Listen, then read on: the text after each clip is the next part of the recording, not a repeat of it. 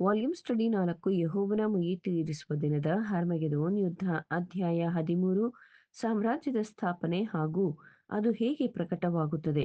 ಪುಟ 428.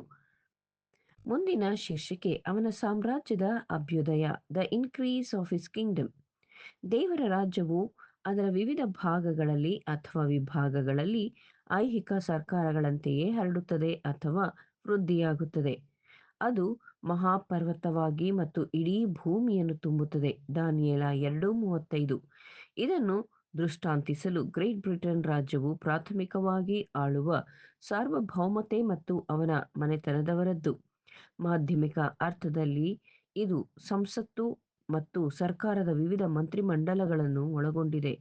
ಇನ್ನೂ ವಿಶಾಲವಾದ ಅರ್ಥದಲ್ಲಿ ಅದು ಪ್ರತಿಯೊಬ್ಬ ಬ್ರಿಟಿಷರನ್ನು ಮತ್ತು ಆ ಸಾಮ್ರಾಜ್ಯಕ್ಕೆ ನಿಷ್ಠೆಯನ್ನು ತೋರಿಸಲು ಪ್ರತಿಜ್ಞೆ ಮಾಡಿದ ಪ್ರತಿಯೊಬ್ಬ ಸೈನಿಕನನ್ನೂ ಒಳಗೊಂಡಿದೆ.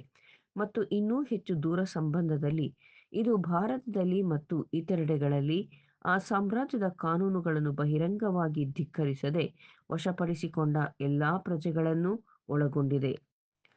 ಆದ್ದರಿಂದ ದೇವರ ರಾಜ್ಯದೊಂದಿಗೆ ಪ್ರಾಥಮಿಕವಾಗಿ ಇದು ತಂದೆಯ ರಾಜ್ಯವಾಗಿದೆ, ಅದು ಎಲ್ಲವನ್ನೂ ಆಳುತ್ತದೆ. ಮತ್ತಾಯ 13:43, ಮತ್ತಾಯ 26:29. ಆದರೆ ತಂದೆಯು ಸ್ವಯಂ ಪ್ರೇರಣೆಯಿಂದ ಭೂಮಿಯ ಆಧಿಪತ್ಯವನ್ನು 1000 ವರ್ಷಗಳ ಕಾಲ ವೈಸ್ರಾಯ್ ಒಬ್ಬ ಪ್ರತಿನಿಧಿಯ ಸಂಪೂರ್ಣ ವಸ್ತುವಾರಿಯಲ್ಲಿ ಇರಿಸಲು ಪ್ರಸ್ತಾಪಿಸಿದ್ದಾರೆ.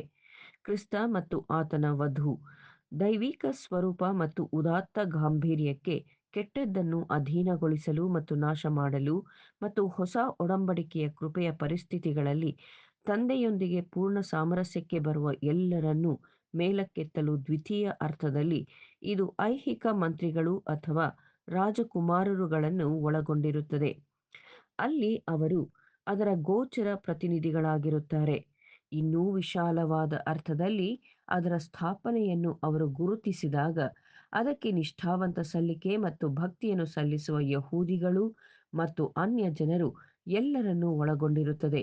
ವಿಶಾಲವಾದ ಅರ್ಥದಲ್ಲಿ ಅದು ಕ್ರಮೇಣ ತನ್ನ ಕಾನೂನುಗಳನ್ನು ಪಾಲಿಸುವ ಎಲ್ಲ ಪ್ರಜೆಗಳನ್ನೂ ಒಳಗೊಂಡಿರುತ್ತದೆ.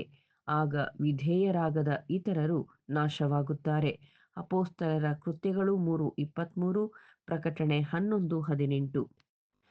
ಇದು ತನ್ನ ನೇಮಿತ 1000 ವರ್ಷಗಳ ಆಳ್ವಿಕೆಯ ಅಂತ್ಯದಲ್ಲಿ ದೇವರ ಅಧಿಕಾರದ ಸಾಮ್ರಾಜ್ಯದ ಸ್ಥಿತಿಯಲ್ಲಿರುತ್ತದೆ. ಜಯಿಸಿ ವಶಪಡಿಸಿಕೊಂಡ ಶಾಂತಿ ಮತ್ತು ನೀತಿಯ ಪ್ರಾಬಲ್ಯದ ಆಳ್ವಿಕೆಯು ಮೇಲುಗೈ ಸಾಧಿಸುತ್ತದೆ. ಎಲ್ಲ ಉದ್ದೇಶಪೂರ್ವಕ ವಿರೋಧಿಗಳು ಕಬ್ಬಿಣದ ಕೋಲಿನ ಆಳ್ವಿಕೆಯಲ್ಲಿ ನಾಶವಾಗುತ್ತಾರೆ. ಪ್ರಕಟಣೆ 2:27.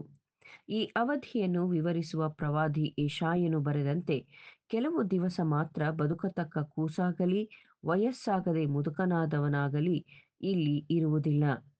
ಯುವಕನು 100 ವರ್ಷದೊಳಗೆ ಸಾಯನು, ಪಾಪಿಷ್ಠನಿಗೂ 100 ವರ್ಷದೊಳಗೆ ಶಾಪ ತಗಲದು. ಏಕೆಂದರೆ ರಾಜ್ಯದ ಸಮಂಜಸವಾದ ಮತ್ತು ನ್ಯಾಯಯುತವಾದ ವ್ಯವಸ್ಥೆಗಳಿಗೆ ಬಾಹ್ಯ ವಿಧೇಯತೆಯ ಮೂಲಕ ಅವನು ಕನಿಷ್ಠ ಸಹಸ್ರಮಾನದ ಅಂತ್ಯದವರೆಗೆ ಬದುಕಬಹುದು. ಯೆಶಾಯ 65:20, ಅಪೊಸ್ತಲರ ಕೃತ್ಯಗಳು 3:23.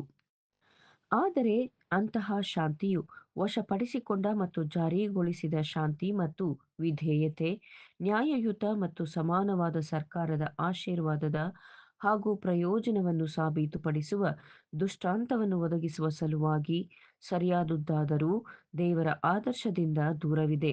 ದೇವರ ಆದರ್ಶ ರಾಜ್ಯವು ಪ್ರತಿಯೊಬ್ಬ ವ್ಯಕ್ತಿಯು ತನ್ನ ಸ್ವಂತ ಚಿತ್ತವನ್ನು ನೆರವೇರಿಸಲು ಸ್ವತಂತ್ರವಾಗಿದೆ, ಏಕೆಂದರೆ ಪ್ರತಿಯೊಬ್ಬನಿಗೂ ದೈವಿಕ ಮಾನದಂಡಕ್ಕೆ ಕಟ್ಟುನಿಟ್ಟಾದ ಅನುಸರಣೆಯ ಇಚ್ಛೆ ಇರುತ್ತದೆ, ನೀತಿಯನ್ನು ಪ್ರೀತಿಸುವುದು ಮತ್ತು ಅನ್ಯಾಯವನ್ನು ದ್ವೇಷಿಸುವುದು.